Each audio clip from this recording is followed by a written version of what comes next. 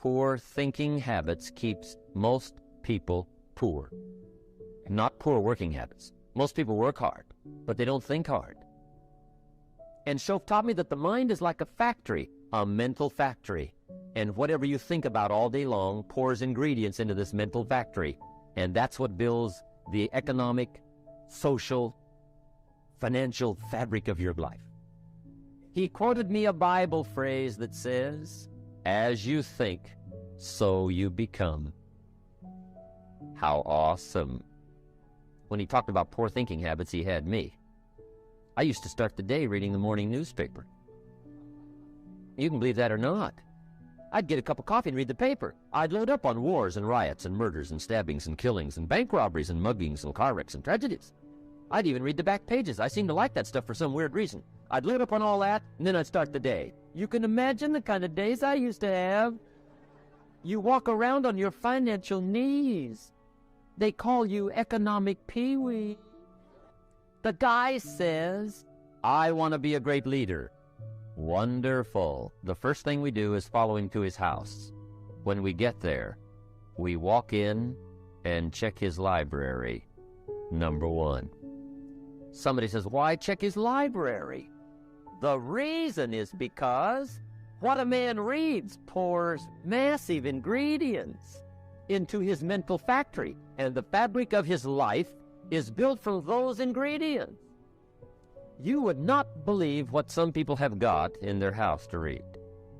You would not believe. One of the best dressed up words I know for a lot of it is trash. Can you imagine dumping a barrel of trash into this mental factory every day and coming out with a rich, dynamic, positive life? It can be done. You might as well try making a cake with cement. The kids back in Danbury, Connecticut, high school, they're asking me questions one day. I'm talking to the kids. Kids got good questions these days. One of them said to me, "Mr. Rohn, how do you build the good life?" I said, "It's simple.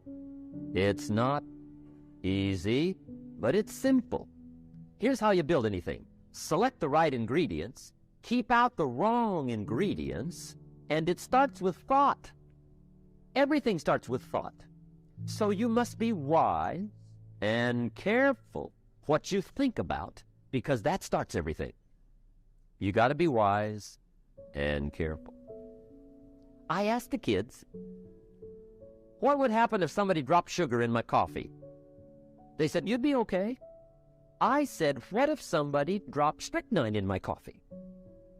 They said, "You'd be dead." I said, "Correct. Lesson one. Life is both sugar and strychnine. You gotta be careful." I said, "What if my worst enemy drops in the sugar?" They said, "Will you be okay?"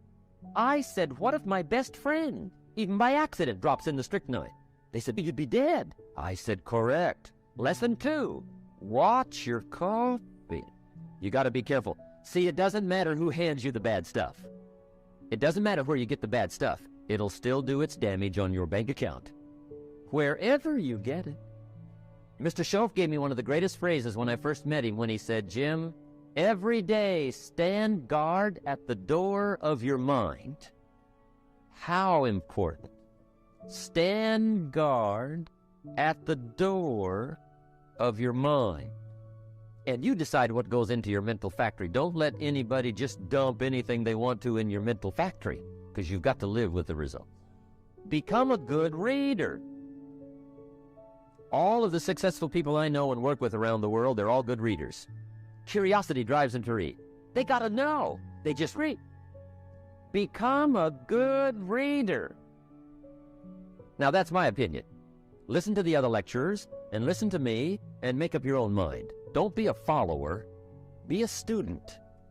Okay? I say, really, for life change, you got to read. One way to learn is from your own experiences, but another way to learn is from other people's experiences. See, one book might save you 5 years if you read it.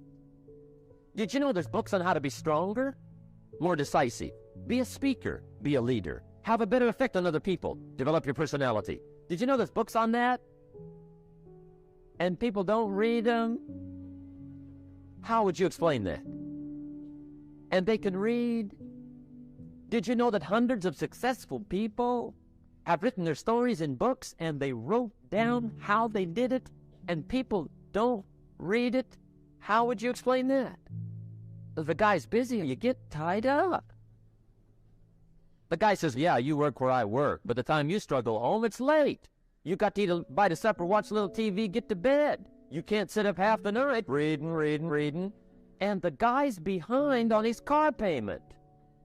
Good worker, hard worker, sincere. But you got to be better than sincere and work hard. Otherwise, at the end of your life, you'll wind up cold, stony broke. You got to be better than a good worker. You got to be a good reader. The whole world is governed by laws. The universe, in fact. Laws. We call it the law of electricity. We call it the law of gravity. There's mathematical laws. There's physical laws, speed and velocity laws, agricultural laws. There's all kinds of laws. Now that we find ourselves on the spinning planet, you just have to learn what I call the setup. Learn the setup. Life's setup. Now, we didn't set it up, but we're here, so you got to learn it. And we should learn the setup for two basic reasons. Number one, to keep from getting hurt. It's one of the major reasons for learning, so you won't get hurt. See, economically, socially, personally, you can get hurt just not knowing. Ignorance is not bliss. Ignorance is poverty. Ignorance is tragedy. You got to know, or you're going to get hurt. It's good to know not to walk out the 10-story window. That's excellent information. Now, what if a guy didn't know and he walks out? No, he's dead at the bottom. Somebody says, the poor guy didn't know. You got to know, or you're going to get hurt. Okay. Now, here's a parenthesis. You don't have to like the setup. I don't ask you to like how it is. That's not what's important. But it is important to learn how it is. Okay, so you don't have to like it, but you should learn it. That's what I tell the kids, right? Make sure you get the information. What you think about it, that's up to you. What you're going to do with it, that'll soon be up to you. But make sure you get it. See, there's nothing worse than being stupid. No, being broke is bad, but being stupid is awful. And what's really bad is being broke and stupid, right? That's about the end of the world. There isn't anything much worse than that. Unless you're sick. Sick, broken, stupid. That is it, right? There's nowhere else to go. So make sure you get the information. It's key. You don't have to like it, but learn it. And Mr. Shoaff gave me probably the greatest clue he gave me when I first met him. He said, Jim, if you want to be wealthy and happy the rest of your life, just learn this lesson. He said, learn to work harder on yourself than you do on your job. Then Mr. Shoaff gave me probably one of the most important clues among so many things he taught me, but this was in those early days. Mr. Shoaff was very kind, but he was also very abrupt. And he had these interesting questions to ask. I'm giving him a little rundown one day on how things hadn't worked out for me. He said, Mr. Rohn, I've got the answer for you if you will listen carefully. And listen carefully I did that day and for the next 5 years. If somebody's wealthy and happy, you gotta listen. He said, Jim, I've only known you a short time. But he said, it's already my honest opinion that for things to change for you, you got to change. That wasn't quite the answer I was looking for.